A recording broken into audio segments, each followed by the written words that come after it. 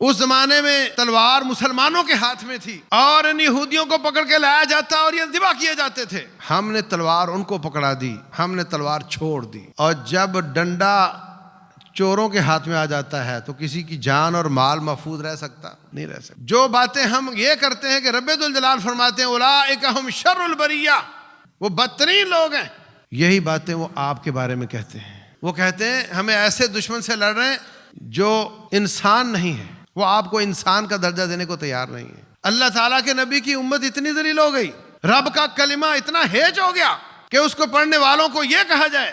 وجہ یہ ہے کہ انہوں نے نماز پڑھی, ہم نے بھی پڑھی, انہوں نے روزے رکھے, ہم نے بھی رکھے.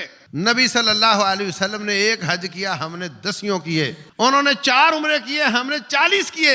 انہوں نے مسجدیں بنائی, ہم نے بنائی. انہوں نے مدرسے قائم کیے, ہم نے بہت مدرسے قائم کیے. وہ بدر کی طرف گئے, ہم فیکٹری کی طرف گئے. وہ احد کی طرف گئے, ہم فارم ہاؤس کی طرف گئے. رسول اللہ صلی اللہ علیہ وسلم نے پیشین گوئی فرمائی تھی, اذا اخذتم اذناب البقر, جب تم گائے کی دم پکڑ لو گے, وتبایعتم بالعینہ, سود کا کام شروع کر دو گے, ورضیتم بالزرع, کھیتی باڑی پر راضی ہو جاؤ گے, وترکتم الجہاد, جہاد کو چھوڑ دو گے, سلط اللہ علیکم ذلا, اللہ تعالیٰ تم پر ذلت کو مسلط کر دے گا. لا ينزعه عنکم, وہ ذلت کی چھتری نہیں اترے گی, حتی ترجعوا الی دینکم, یہاں تک کہ اپنے دین کی طرف واپس نہ آ جاؤ. اور دین کی طرف تو اے اللہ کے رسول ہم واپس آئے ہوئے ہیں, نمازیں بہت پڑھتے ہیں, روزے بہت رکھتے ہیں, صدقہ خیرات بھی کرتے ہیں, کون سے دین کی طرف واپس آنا ہے؟ یہاں دین سے مراد جہاد فی سبیل اللہ ہے. اسلامک اسکالر مفتی محمد یوسف تیبی حفظہ اللہ تعالی, فاضل مدینہ یونیورسٹی. اعوذ باللہ السمیع العلیم من الشیطان الرجیم. يا أيها الذين آمنوا لا تتخذوا بطانة من دونكم لا يألونكم خبالا ودوا ما عنتم قد بدت البغضاء من أفواههم وما تخفي صدورهم أكبر قد بينا لكم الآيات إن كنتم تعقلون. محترم سامعین اور سامعات, اللہ تبارک و تعالی ایمان کو پسند کرتا, کفر کو ناپسند کرتا ہے. حبب الیکم الایمان وزینہ فی قلوبکم وکرہ الیکم الکفر والفسوق والعصیان اولئک هم الراشدون. اللہ تبارک و تعالیٰ چاہتا ہے کہ میرے سارے بندے میرے فرما بردار بن جائیں, اور جو بن جاتے ہیں ان سے وہ محبت کرتا ہے. واللہ یحب المتقین واللہ لا یحب الکافرین, اور جو باغی ہو جاتے ہیں ان سے اللہ تبارک و تعالیٰ نفرت کرتا ہے. جو ایمان والا ہوتا ہے اس کی اللہ پرواہ کرتا ہے, اس کی اللہ پرواہ کرتا ہے. اس کی وجہ سے بڑے بڑے عذاب ٹل جاتے ہیں, اس کی وجہ سے بڑی بڑی برکات نازل ہو جاتی ہیں. اللہ تعالیٰ اس کی پرواہ کرتا ہے. اور جو اللہ تعالیٰ کا باغی ہوتا ہے اس کی اللہ پرواہ نہیں کرتا. جو اللہ تعالیٰ کا مومن ہوتا ہے اللہ اس سے محبت کرتا ہے. اللہ تعالیٰ اس کی عزت کو دوبالا کرتا ہے. کیوں؟ اس لیے کہ وہ عزت والے رب کا بندہ ہے. کسی عام آدمی کا ڈرائیور اور کسی بڑے آدمی کے ڈرائیور میں فرق ہوتا ہے کہ نہیں؟ ایک فیکٹری کے مالک کا ڈرائیور ہو اور ایک گورنر کا ڈرائیور ہو, فرق ہوتا ہے. کام تو اس کا گاڑی چلانا ہی ہے نا, دونوں کا کام تو گاڑی چلانا ہی ہے. تو رب ذوالجلال کا غلام, اس کا نوکر, اس کا فرما بردار, اس پر ایمان لانے والا, اس کی بڑی شان ہے. وَلِلَّهِ الْعِزَّةُ وَلِرَسُولِهِ وَلِلْمُؤْمِنِينَ, عزت ایمان کی وجہ سے ہے، اللہ تبارک و تعالیٰ کے لیے عزت ہے، اس کے رسول کے لیے عزت ہے، اس کے بعد ایمان لانے والوں کے لیے عزت ہے۔ اور جو اللہ کا باغی ہے، کافر ہے، مشرک ہے، اس کی اللہ کے نزدیک کوئی عزت نہیں۔ رسول اللہ صلی اللہ علیہ وسلم بہت لوگوں کے مراتب کا لحاظ کرنے والے، لیکن جب مسیلمہ کذاب کو خط لکھا تو کیا لکھا؟ من محمد رسول اللہ الی المسیلمۃ الکذاب، اللہ کے سچے رسول کا خط جھوٹے مسیلمہ کی طرف۔ کوئی اس طرح کے پارلیمانی تکلفات نہیں کیے۔ اور رب ذوالجلال کیا فرماتے ہیں؟ ان الذین کفروا من اہل الکتاب والمشرکین، اہل کتاب اور مشرکوں کے جو کافر ہیں، فی نار جہنم، آگ میں جائیں گے۔ اولئک ہم شر البریہ، زمین پر چلنے والے، زمین پر زندہ روح والے تمام جانداروں سے بدتر وہ شخص ہے جو اللہ تعالیٰ کا انکار کرتا ہے، یا اللہ کے ساتھ شرک کرتا ہے، یا اللہ تعالیٰ کی بغاوت کرتا ہے۔ کیڑے مکوڑے، گٹر کے گندے کیڑے، کوئی ایسا نہیں جو اس سے بدتر ہو۔ انسان اور جنوں کے علاوہ ساری کائنات رب کی فرما بردار ہے۔ وہ رب کی تقسیم ہے، رب نے کسی کو چڑیا بنا دیا، کسی کو گدھا بنا دیا، کسی کو انسان بنا دیا۔ ساری کائنات رب کی فرما بردار ہے، اور عزت فرما برداری کے ساتھ ہے۔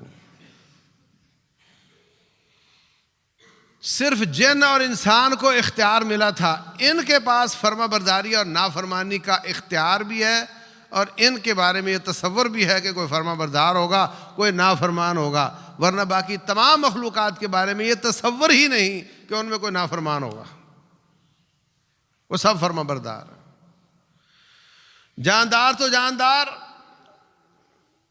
نباتات بھی، جمادات بھی، پتھر بھی، درخت بھی، ہر چیز رب ذوالجلال کی تسبیح بیان کرتے ہیں۔ سبح للہ ما فی السماوات و ما فی الارض۔ اللہ تبارک و تعالیٰ کے سامنے جھکتے ہیں۔ رسول اللہ صلی اللہ علیہ وسلم نے نماز میں اپنے بال اور کپڑا اکٹھا کرنے سے منع کیا۔ بال اور کپڑا اکٹھا نہ کرو، اس لیے کہ جب انسان سجدے میں جاتا ہے تو یہ بال یہ بھی گرتے ہیں، اللہ کے سامنے سجدے میں گرتے ہیں، یہ کپڑا بھی گرتا ہے۔ پہاڑ بے جان ہے۔ اللہ فرماتے ہیں وَإِنَّ مِنْهَا لَمَا يَهْبِطُ مِنْ خَشْيَةِ اللَّهِ، تم کہتے ہو سلائیڈ ہو گیا ہے، رب کہتا ہے نہیں، یہ میرے خوف سے سجدے میں گر گیا ہے۔ وَإِنَّ مِنْهَا لَمَا يَتَفَجَّرُ، اور کچھ اس میں ایسے ہیں جو پھٹ جاتے ہیں، اس سے پانی نکلتا ہے۔ تم کہتے ہو دیکھو جی قدرت کے نظارے دیکھو، چشمہ دیکھو، وہ تو اللہ تعالیٰ کے خوف سے رو رہا ہوتا ہے۔ ساری کائنات اس کی تسبیح بیان کرتی ہے، اس کی عبادت کرتی ہے، اس کی فرما برداری کرتی ہے۔ جن اور انسان میں نافرمان اور فرما بردار کا فرق ہے، اور کسی میں نہیں ہے۔ تو جو ساری کائنات میں ہیں وہ فرما بردار، اور رب کا باغی کافر مشرک منافق یہ سب سے بدتر ہے۔ اولئک ہم شر البریہ، بار کا معنی ہوتا ہے خشکی، مطلب ساری زمین پہ جو کچھ ہے نا، سب سے بدتر یہ ہے جو اللہ تعالیٰ کا انکار کرتا ہے، یا اللہ کے ساتھ شرک کرتا ہے، یا نفاق اختیار کرتا ہے۔ دوسرے مقام پر رب ذوالجلال فرماتے ہیں کہ یہ جو میری بغاوت کرنے والے ہیں، یہ ان سے بدتر کوئی دنیا میں ہے نہیں، ان سے بدتر کوئی نہیں ہے۔ اللہ اکبر۔ تو اس لیے اس وقت جب مسلمان جہاد کرتے ہوں تو پھر ایک دعویٰ کیا جاتا ہے جی انسانیت، انسانیت۔ جب مسلمان جہاد کرتا ہے تو ہمیشہ مسلمان سرجیکل آپریٹ ہی کرتا ہے، سرجیکل آپریٹ ہی کرتا ہے، وہ کبھی بھی اس طرح کا جہاد نہیں کرتا کہ وہ کسی قاعدے اور ضابطے کے تحت نہ ہو۔ رسول اللہ صلی اللہ علیہ وسلم فرمایا کرتے تھے کسی عورت کو نہ مارنا جو قتال کرنے والی نہ ہو، کسی بچے کو نہیں مارنا، کسی بوڑھے کو نہیں مارنا، اور اگر کوئی زخمی ہو کر گر گیا ہے اس کے کان نہیں کاٹنے، اس کی ناک نہیں کاٹنی، مسرا نہیں کرنا۔ اللہ اکبر۔ جو اپنے گھر کے اندر گھس گیا ہے اس کے اندر گھس کر نہیں مارنا، جو لڑنے والا اس کے ساتھ لڑائی کرنی ہے۔ ایک عورت مری ہوئی پڑی تھی، مارکے کے بعد آپ نے فرمایا ما کانت هذه لتقاتل، یہ تو لڑائی نہیں کرتی تھی، اس کو کیوں مارا گیا؟ یہ تو لڑائی نہیں کرتی تھی، اس کو کیوں مارا گیا؟ اور جب ان یہودیوں کا فیصلہ ہوا، انہوں نے جب بغاوت کی، جب تمام قسم کے احزاب کو مدینہ پر حملہ کرنے کی دعوت دی، یہ بہت بڑی بغاوت تھی۔ اللہ تعالیٰ نے احزاب میں تو نصرت عطا فرمائی۔ اب مسئلہ تھا کہ ان کا کیا علاج کیا جائے۔ بخاری شریف کی حدیث ہے، جبریل امین کمانڈو وردی میں گھوڑے پر تشریف لائے، کہا اللہ کے رسول آپ لوگ ریلیکس ہو گئے صلی اللہ علیہ وسلم؟ جی۔ کہا ابھی تو آدھا مارکا باقی ہے۔ آپ نے فوراً حکم دیا، بنو قریظہ کا گھیرا کیا گیا۔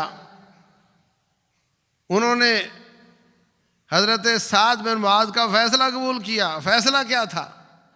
کہ ان کے جوانوں کو ذبح کیا جائے، بچوں کو، بوڑھوں کو، غلاموں کو، اور جو ان کی عورتیں ہیں ان کو کچھ نہ کہا جائے۔ تو مسلمان کا جہاد ہمیشہ قاعدے ضابطے کے تحت ہوتا ہے۔ جس طرح ڈاکٹر کو ہدایت ہوتی ہے کہ جہاں تکلیف ہے صرف وہاں نشتر چلانا ہے، زیادہ نہیں، جتنے کے بغیر گزارا نہیں اتنا نشتر چلانا ہے، ایسے ہی مسلمان کو ہدایت ہوتی ہے کہ جتنے کے بغیر گزارا نہیں، صرف اتنی تلوار چلانی ہے۔ اور اس کے بعد جب اسلام کا غلبہ ہو جائے اور باغیوں کی بغاوت کچل دی جائے، اس کے بعد بندے مارنا مقصد نہیں ہے۔ رسول اللہ صلی اللہ علیہ وسلم، یہ بڑی عجیب بات ہے، بدر میں آپ نے 70 پکڑ لیے، 70 قتل ہو گئے۔ آپ نے مشورہ کیا کہ ہماری معیشت بھی کمزور ہے اور کچھ پڑھنے لکھنے کے کام بھی ہیں، ان میں جو پڑھے لکھے ہیں وہ ہمارے بچوں کو پڑھا دیں، ان میں سے جو پڑھے لکھے نہیں وہ پیسے دے کر چھوٹ جائیں، یہ کام کیا جائے، یا پھر ان کو بھی قتل کیا جائے۔ اللہ اکبر۔ کیا دشمن اس طرح انتظار کرتا ہے؟ کیا دشمن اس طرح مشورے کرتا ہے؟ اللہ اکبر۔ حضرت عمر بن خطاب رضی اللہ عنہ کا فیصلہ یہ تھا کہ، یا مشورہ یہ تھا کہ یہ ہمارے رشتہ دار ہیں، جس کا رشتہ دار ہے اس کو پکڑایا جائے، وہ اس کو لٹائے اور خود اس کے گلے پہ خنجر چلائے، اور اللہ دیکھے کہ ان کی خون کے رشتے ہیچ نیچ ہے، ایمان کا رشتہ زیادہ غالب ہے۔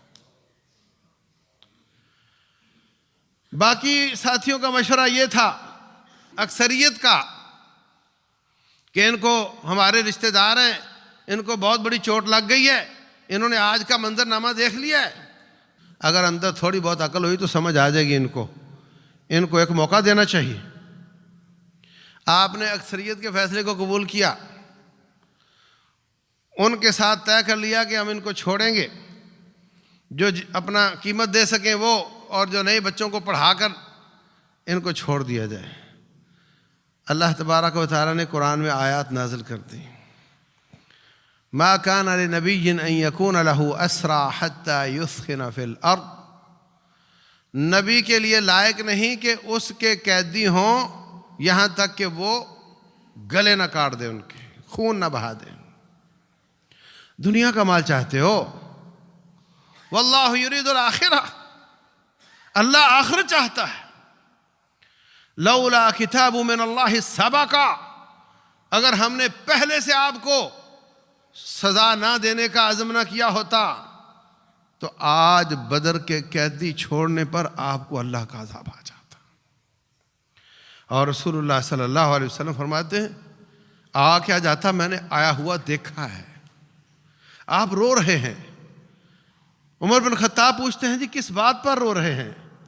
فرمایا عمر، اس بدر کے باغ کی دیوار تک میں نے رب کے عذاب کو آتا ہوا دیکھا ہے۔ اللہ نے تیری رائے کو قبول کیا ہے۔ وجہ کیا تھی؟ وجہ کیا تھی؟ وجہ یہ تھی کہ اللہ کا فرمان ہے حتی اذا اثخنتموہم فشدوا الوثاق اذا لقیتم الذین کفروا فضرب الرقاب۔ بات تھوڑی باریک ہے، غور سے سمجھ آئے گی۔ اللہ فرماتے ہیں سورہ محمد میں، جب تم کافروں کو ملو تو ان کی گردنیں مارو۔ حتی اذا اثخنتموہم، جب اکڑی ہوئی گردنیں کٹ جائیں، دشمن کی کمر ٹوٹ جائے، ان کا کانٹا نکل جائے، فشد الوثاق، پھر پکڑنے شروع کرو۔ فَإِمَّا مَنًّا بَعْدُ وَإِمَّا فِدَاءً، پھر چاہو تو احسان کر کے چھوڑ دو اور چاہو تو فدیہ لے کر چھوڑ دو۔ یہ کون کہہ رہا ہے؟ اللہ کہہ رہا ہے، اور نبی صلی اللہ علیہ وسلم نے اسی پر عمل کیا۔ کسی کو احسان کرتے چھوڑا، کسی سے سیکھ سکھا کے چھوڑا، کسی کو پیسے لے کر چھوڑا۔ پھر رب ناراض کیوں ہوا؟ اس لیے کہ وہاں شرط تھی فشد الوثاق حتی اذا اثخنتموہم، جب خوب خون بہا چکو تو پکڑنا شروع کرو۔ اور بدر میں اس وقت کے آنے سے پہلے، دشمن کی کمر ٹوٹنے سے پہلے، ان کے سرنڈر ہو جانے سے پہلے صحابہ کرام نے پکڑنا شروع کر دیا تھا۔ تو چلو پکڑنا شروع کر دیا تو کوئی بات نہیں، اب قتل کر دو، کیونکہ یہ اسٹریٹجی ہے کہ ان کی کمر ٹوٹنی چاہیے، اگلے مار کے لیے وہ آنے کے لیے تیار نہ ہو، ہمت نہ ہو ان کی۔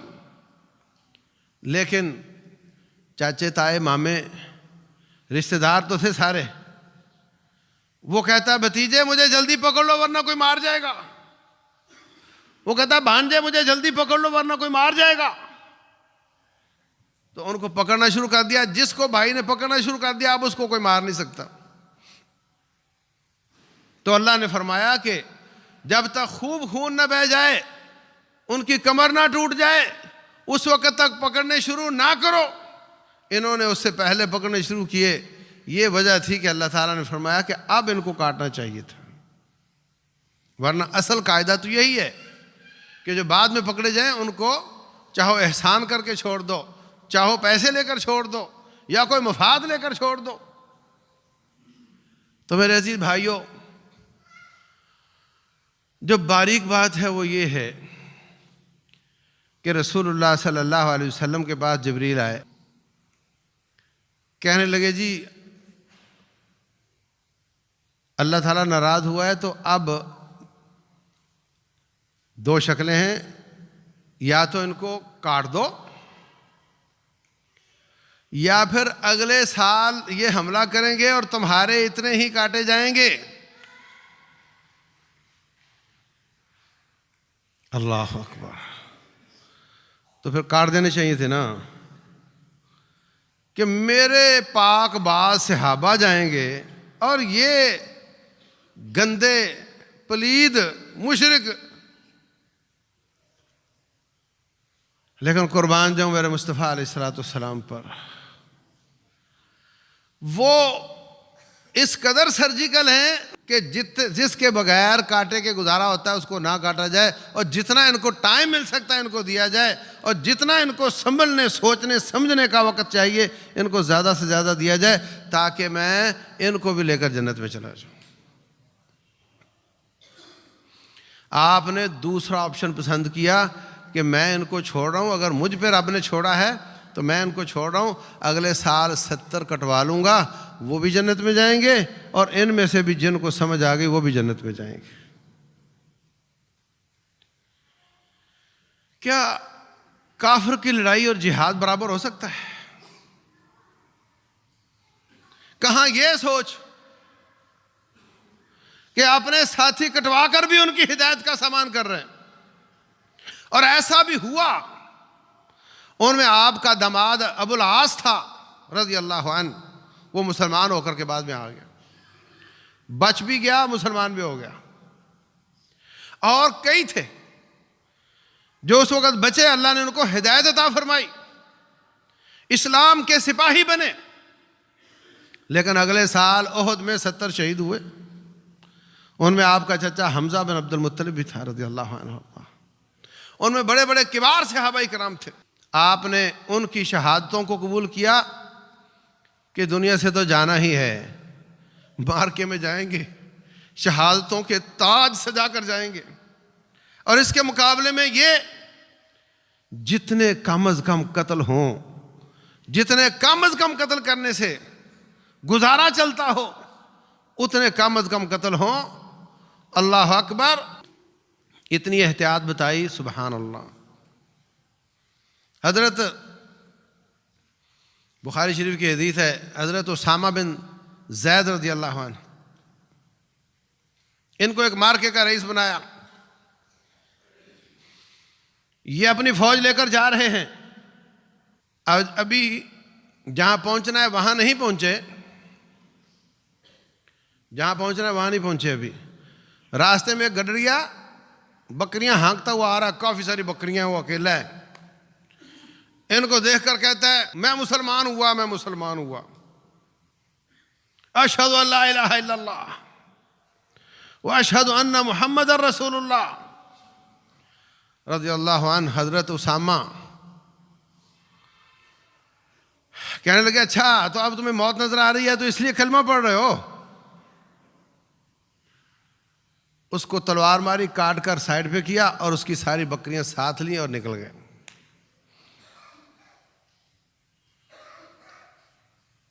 واپسی ہوئی، اللہ تعالیٰ نے فتح عنایت فرمائی، صحابہ کرام نے شکایت کر دی۔ اسامہ بن زید سے نبی صلی اللہ علیہ وسلم کو اتنی محبت تھی جتنی قریب قریب حضرت حسن اور حسین سے محبت تھی رضی اللہ عنہ۔ اگر ایک ران پر حسن حسین کھیلتے ہیں تو دوسری ران پہ اسامہ بن زید کھیلتے تھے۔ حضرت زید بن حارثہ کو نبی صلی اللہ علیہ وسلم نے شروع میں بیٹا بنایا تھا، تو لوگ اس کو پوتا ہی سمجھتے تھے، پورا پروٹوکول ملتا تھا۔ اس کا نام تھا اسامہ حب رسول اللہ، یہ رسول اللہ کا محبوب ہے صلی اللہ علیہ وسلم۔ رنگ ان کا کالا تھا، اور ان کے باپ زید کا رنگ بہت خوبصورت تھا۔ تو آپ نے فرمایا اسامہ یہ کیوں کاٹا اس کو؟ جب وہ کلمہ پڑھ رہا تھا، کہا جی وہ تو تلوار کے ڈر سے پڑھ رہا تھا، وہ تو مال بچانے کے لیے پڑھ رہا تھا۔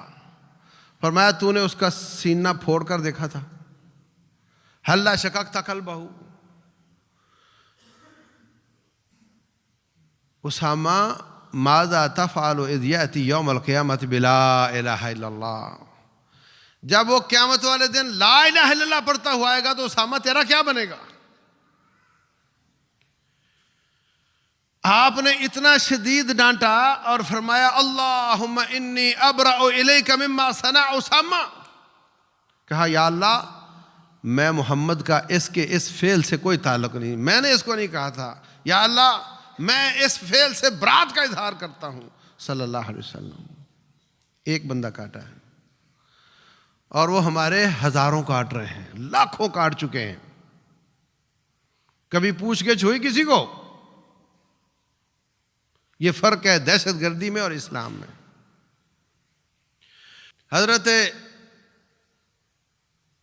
سیف اللہ خالد بن ولید رضی اللہ تعالیٰ عنہ، ان کو کسی مارکے میں بھیجا، مارکا ہوا، دشمن سرنگوں ہوا، ان کے کچھ قتل ہو گئے، کچھ پکڑ لیے گئے۔ تو جیسے میں پہلے عرض کر چکا کہ اگر نظر آئے امیر کو کہ ان کی کمر نہیں ٹوٹی ابھی تک تو ان کے اسیروں کو کاٹ سکتا ہے. تینوں آپشن ہیں، پیسے لے کر چھوڑ دے، ویسے چھوڑ دے یا کاٹ دے. انہوں نے جو قیدی تھے تمام مجاہدوں کو پکڑائے، ایک ایک کہا ان کو اسلام کی دعوت دو، اگر یہ ٹھیک ہو جاتے ہیں تو اچھی بات ہے، نہیں تو ان کو کاٹ دیا جائے. انہوں نے اسلام پیش کیا تو جواب میں کہتے ہیں سبعنا سبعنا، ہم بے دین ہوتے ہیں، ہم بے دین ہوتے ہیں. رسول اللہ صلی اللہ علیہ وسلم کو وہ ظالم پروپیگنڈا کرتے ہوئے کہتے تھے یہ بے دین ہو گیا، ہمارے باپ دادا کے دین کو چھوڑ کر بے دین ہو گیا ہے. جیسے آپ لوگوں کو کہتے ہیں بے مذہب لوگ ہیں، جو کسی امام کو نبی کا درجہ نہ دے اس کو کہتے ہیں یہ بے مذہب ہو گیا. ایسے ہی وہ کہتے تھے کہ یہ جو نبی اور اس کے پیروکار ہیں وہ بے مذہب ہیں، بے دین ہیں. حضرت رسول اللہ صلی اللہ علیہ وسلم جب جاتے ہیں طائف والوں کو دعوت دی، ان ظالموں نے پتھروں سے استقبال کیا، لہولہان ہو کر واپس آئے. تو مکہ والوں نے کہا آپ مکہ میں نہیں آ سکتے. تو رسول اللہ صلی اللہ علیہ وسلم نے مطعم بن عدی کو پیغام بھیجا کہ آپ مجھے پناہ دو. سبحان اللہ. کہنے لگا جی میں آپ کو پناہ دیتا ہوں. مکے والے کہتے ہیں مطعم آپ نے پناہ دی ہے، ام سبوتا، یا تو بے دین ہو گیا ہے، مطلب یہ کہ مسلمان ہو گیا. کہنے لگا میں بے دین نہیں ہوا، میں نے خالی پناہ دی ہے. تو یہ جو لفظ ہے نا کہ بے دین ہو جانا، صابی ہو جانا، یہ انہوں نے گھڑا تھا پروپیگنڈا کرتے ہوئے. پورے علاقے میں بات مشہور ہو گئی کہ جو بندہ مسلمان ہوتا ہے اس کو لوگ کہتے ہیں صابی ہو گیا، بے دین ہو گیا. تو خالد بن ولید کے یہ جو قیدی تھے یہ اسی پروپیگنڈے کا شکار تھے، اور وہ کہہ رہے تھے کہ ہم بے دین ہوئے، ہم بے دین ہوئے. کہنا وہ یہ چاہتے تھے کہ ہم مسلمان ہوئے. حضرت خالد رضی اللہ تعالیٰ عنہ کہتے ہیں وہ تلوار تمہارے سر پہ ہے اور تم پھر بھی کہتے ہو ہم بے دین ہوئے، کاٹو ان کو. انہوں نے حکم دیا، مجاہدوں نے کاٹ دیے. غالباً عبداللہ بن عمر تھے، عبداللہ بن عباس تھے، وہ کہنے لگے مجھے یہ نہیں لگ رہا، میں تو اپنے قیدی کو نہیں کاٹوں گا، مجھے تو یہ لگ رہا ہے ان کی باڈی لینگویج یہ کہہ رہی ہے کہ یہ مطیع ہیں، فرما بردار ہیں، ذلیل ہیں، اکڑ شکڑ ان میں کوئی نہیں، اور یہ کہہ رہے ہیں ہم بے دین ہوئے. کہنا یہی چاہ رہے ہیں کہ ہم مسلمان ہوئے. مقصد ان کا یہ ہے، پروپیگنڈے کا شکار ہو کر لفظ وہ یہ بول رہے ہیں. اس لیے میں شبہ کا فائدہ دوں گا اور میں اس کو نہیں کاٹوں گا. اس کو لے کر آگے رسول اللہ صلی اللہ علیہ وسلم کے پاس. اللہ اکبر. آپ نے اس سے پوچھا سناؤ سبانہ کا کیا مطلب ہے؟ کہنے لگے جی یہی کہ ہم آپ کے تابع دار ہوئے، آپ کی بات مانی، باپ دادا کا دین چھوڑ کر بے دین ہو گئے، مطلب مسلمان ہو گئے. تو رسول اللہ صلی اللہ علیہ وسلم نے حضرت خالد کو بلا لیا. فرمایا خالد، جب ایک پہلو ان کے بچنے کا بن رہا تھا اور ایک شک کا فائدہ ان کو دیا جا سکتا تھا تو تو نے ان کو کیوں کاٹا؟ کیوں کاٹا ان کو؟ کیوں قتل کیا؟ کہا جی وہ تو اس حساب سے کہہ رہے تھے. کہا تھے تم نے سینہ پھوڑ کے دیکھا تھا ان کا. صرف زبان کی بات ہے، باقی چیزیں بھی دیکھ لیتے. اتنا ڈانٹا کہ خالد کہتے ہیں کاش میں اس حادثے کے بعد مسلمان ہوا ہوتا اور اسلام کی وجہ سے میرا یہ گناہ دھل چکا ہوتا. بتاؤ کفر اس مرتبے کو پہنچ سکتا ہے؟ اللہ اکبر۔ رسول اللہ صلی اللہ علیہ وسلم نے ایسے جنگی اصول بیان فرمائے، ایسا اخلاق چھوڑا جنگوں کے لیے بھی کہ حقوق انسان کے چیمپئن بنے پھرتے ہیں۔ کہاں ہے حقوق انسان؟ کہاں ہے بچوں کے حقوق؟ اور معصوموں کا کیا جرم ہے جن کو یہ ٹارگٹ کر رہے ہیں؟ ایک تو ہوتا ہے نا کہ بھی بم مارا تو بچے بھی مارے گئے، بڑے بھی مارے گئے، نہیں، باقاعدہ معصوم بچوں کو ٹارگٹ کر رہے ہیں۔ اور ایک یہودی کی تقریر میں نے سنی، وہ کہتا ہے ہم بچوں کو اس لیے مار رہے ہیں کہ انہوں نے بڑے ہو کر ہمارے خلاف لڑنا ہے۔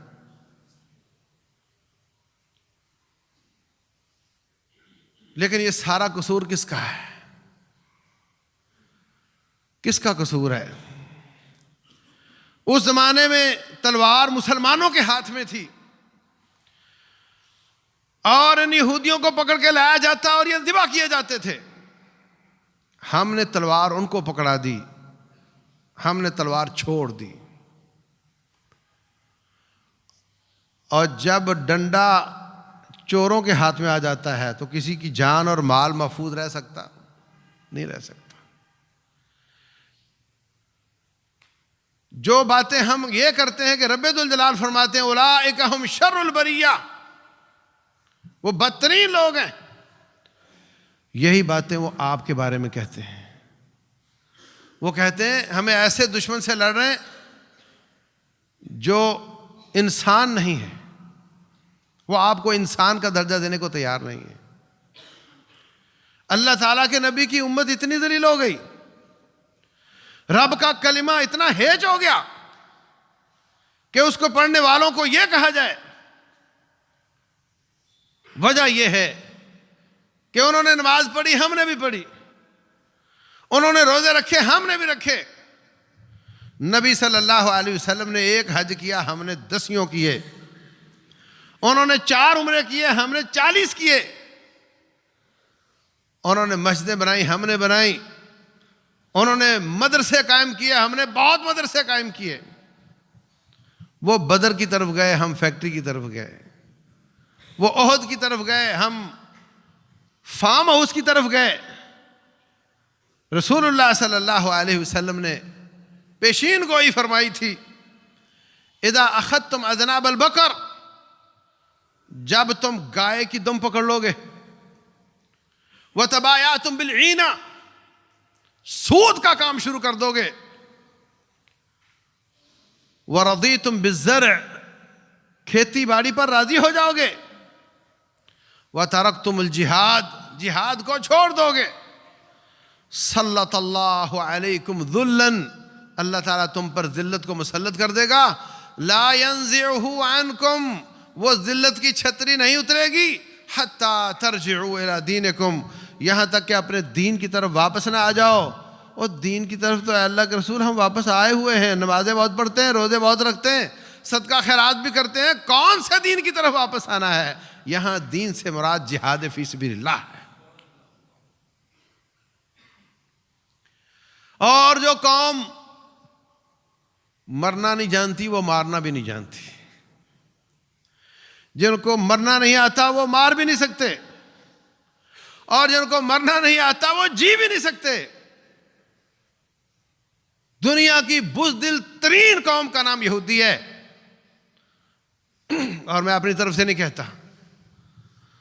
وَلَتَجِدَنَّهُمْ أَحْرَصَ النَّاسِ عَلَىٰ حَيَاةٍ، رب ذوالجلال کی لاریب کتاب میں لکھا ہے کہ کائنات کی ساری نسلوں سے زیادہ اس دنیا میں زندہ رہنے پر حریص اگر کوئی قوم ہے تو وہ یہودی ہے۔ جتنا واویلا وہ اپنا بندہ مرنے پر کرتے ہیں اتنا کوئی قوم نہیں کرتی۔ آفرین ہے ان لوگوں کو جو وہاں سے ہجرتیں کر کے جا سکتے ہیں، مکان تو ان کے گر گئے، گھر بار تو تباہ ہو گئے، مگر وہ پھر وہاں ڈٹے ہوئے ہیں۔ ان کو معلوم نہیں کہ میں آج شام تک زندہ رہوں گا یا نہیں ہوں گا۔ ہسپتالوں میں گھس کر مریضوں کو قتل کر رہے ہیں، بچوں کو الگ قتل کر رہے ہیں، اور چاروں طرف مسلمان ہیں۔ اور سب خاموش تماشائی ہو کر دیکھ رہے ہیں. یہ اللہ کے رسول کی باتیں پوری ہوتی نظر آ رہی ہیں. فرمایا تتکالب علیکم الامم، تم پر چاروں طرف سے امتیں ٹوٹ پڑیں گی. تتکالب کلب سے ہے، مانا کتے، کتوں کی طرح ٹوٹ پڑیں گی. کما تتکالب الاکلۃ علی قصعتھا، جیسے کھانے والے پلیٹ پر ٹوٹ پڑتے ہیں.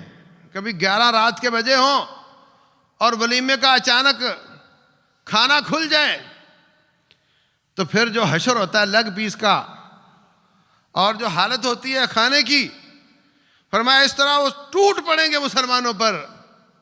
صحابہ کرام حیران ہیں، ان کو سمجھ نہیں آ رہا. آج ہم 313 ہیں تو 1000 کا مقابلہ کرتے ہیں، آج ہم 1000 ہیں تو 3000 کا مقابلہ کرتے ہیں. جنگ موتا میں 3000 نے 2 لاکھ کا مقابلہ کیا تھا خالد بن ولید کی قیادت میں. 3 قائد شہید ہوئے تھے، عبداللہ بن رواحہ رضی اللہ تعالیٰ عنہ اور حضرت زید رضی اللہ تعالیٰ عنہ، حضرت جعفر طیار رضی اللہ عنہ، 3 شہید ہوئے. چوتھے خالد بن ولید رضی اللہ عنہ کہتے میں نے ایک دن میں میرے ہاتھ میں 9 تلواریں ٹوٹیں، اتنی کٹائی کی ان کی. اور پس قدمی کی، ان کو ٹریلر دے دیا، ایک ٹریلر کہ ہم بہت مارتے ہیں. پس قدمی کی تو وہ سمجھے کہ یہ بھی ان کی کوئی چال ہوگی، گھوم کر آئیں گے. اور ان کی پٹائی اتنی ہو چکی تھی کہ وہ آگے نہیں بڑھ سکے. ورنہ جب سامنے والا پیچھے ہٹتا ہے تو یہ موقع ہوتا ہے اس پر چڑھائی کرنے کا. وہ نہیں آگے بڑھے، پیچھے ہٹتے ہٹتے مدینہ میں آ گئے. ابھی وہ مدینہ نہیں آئے، رسول اللہ صلی اللہ علیہ وسلم نماز کے بعد کھڑے ہوئے اور فرمایا، اور آنکھوں سے آنسو جاری ہیں، فرمایا زید بھی شہید ہو گئے، جعفر بھی شہید ہو گئے، عبداللہ بن رواحہ بھی شہید ہو گئے. اور پھر تلوار پکڑی اللہ کی تلوار نے، اس کے ہاتھ پر رب نے فتح عطا فرمائی. حالانکہ پس قدمی ہے، اللہ کے رسول اس کو فتح قرار دے رہے ہیں. جب تلوار ایمان والے کے ہاتھ میں تھی تو دنیا میں امن آتا تھا، جب تلوار اسلام والے کے ہاتھ میں تھی تو دنیا میں سلامتی آتی تھی. آج تلوار شرک والے کے ہاتھ میں ہے، اور شرک ظلم ہے، اور وہ سوائے ظلم کے کچھ نہیں کر سکتا. آپ نہ حیران ہو کہ یہودی فلسطین میں کیا کر رہا ہے، جو اس کے پاس ہے اس نے وہی کچھ دینا ہے. مشرک ہے، وقالت الیہود عزیر ابن اللہ، یہودیوں نے حضرت عزیر کو رب کا بیٹا قرار دیا، عیسائیوں نے حضرت عیسیٰ کو رب کا بیٹا قرار دیا. دونوں مشرک ہیں.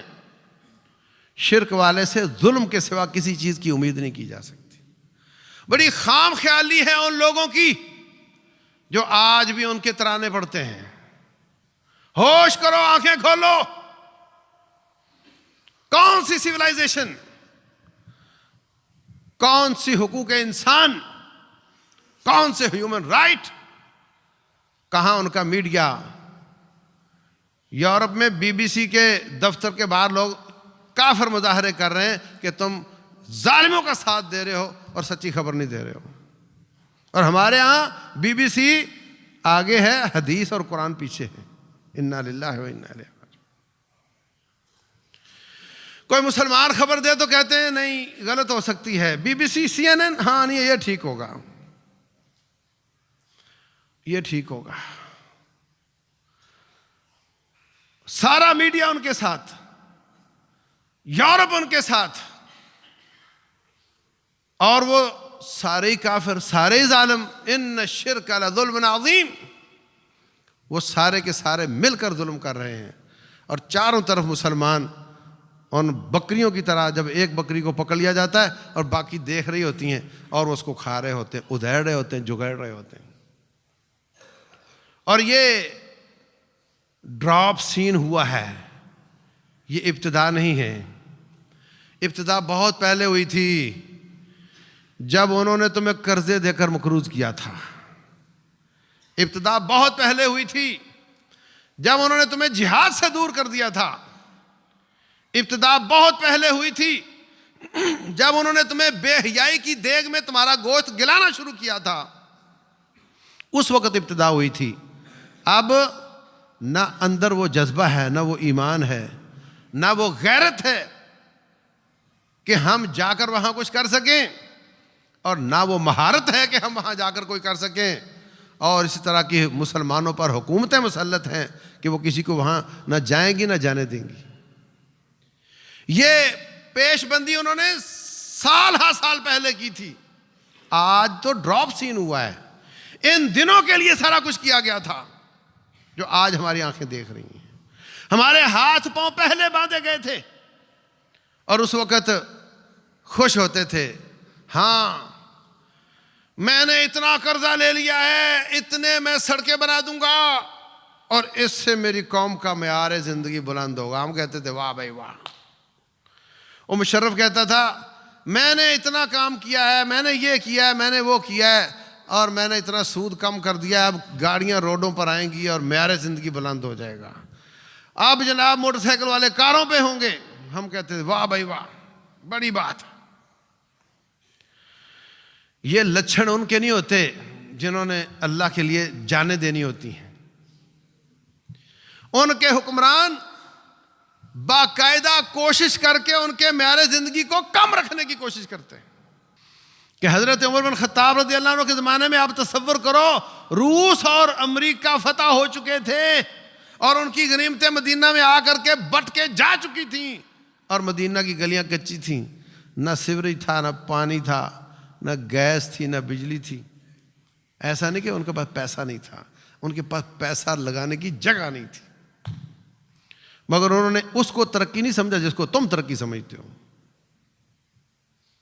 یہ کوئی ترقی نہیں، یہ تنزلی ہے، یہ ذلت ہے، یہ خواری ہے، یہ غلامی کے طوق ہیں. انہوں نے چندہ جمع کر کے اس کو ترقی قرار نہیں دیا جس کو ہم دیتے ہیں. جب بھی پوچھو فلاں جگہ جی ڈیولپمنٹ ہو رہی ہے، کیا مطلب؟ سڑکیں بن رہی ہوگی اور کیا. اور ڈیولپمنٹ کا مطلب کیا؟ سڑکیں، مکان بن رہے ہوں گے. انہوں نے وہ سارا چندہ جہاد میں لگایا، دنیا کو فتح کیا. ان کے پیٹ میں خنجر اتارا. جعل رزقی تحت ذل رمحی، رسول اللہ صلی اللہ علیہ وسلم فرماتے ہیں میرا رزق اللہ تعالیٰ نے میرے نیزے کی انی پہ رکھا ہے. ہمارا رزق ہٹی دکان میں ہے نا، دفتر میں ہے. فرماتے ہیں میرا رزق اللہ نے نیزے میں رکھا ہے. جب یہ اس کے پیٹ میں اترتا ہے وہ ڈھیر ہوتا ہے، نیچے سے خزانے نکلتے ہیں جو اس نے ظلم کر کے سود کے ذریعے جمع کیے ہوئے ہیں، وہ پھر اللہ کے بندوں پہ تقسیم کرتا. اور اپنی حالت وہی جو پہلے تھی. نہ اپنا معیار زندگی بلند کیا، نہ جہاد، نہ اپنا معیار زندگی بلند کیا اور نہ عوام کا معیار زندگی بلند کیا. ان کا جو بنیادی حقوق تھے، بنیادی حقوق، کھانا دانا، کچن ٹھیک چلا، لیکن سخت جان بنا کر کے پوری دنیا کے ساتھ لڑا کر کے پوری دنیا میں امن قائم کر دیا. تو میرے عزیز بھائیوں، اگر ہم جذبہ رکھتے ہیں، کچھ دل میں جلن آتی ہے، کوئی کڑن آتی ہے، کوئی غیرت پیدا ہوتی ہے، تو یہ چیزیں ہیں جن کو ریورس کرنے کی ضرورت ہے. بے حیائی سے بچو، سود سے بچو، سخت جان ہو جاؤ، اور جو اس وقت ہو سکتا ہے ان کی مصنوعات کا بائیکاٹ. اپنی زبان کی لذت کو قربان کرو، اپنی سہولتوں کو قربان کرو، اور تھوڑے پہ گزارا کر کے ان ظالموں کی ان چیزوں سے بچنے کی کوشش کرو اور مستقل بچنے کی کوشش کرو. اللہ تبارک و تعالی سمجھنے اور عمل کرنے کی توفیق عطا فرمائے.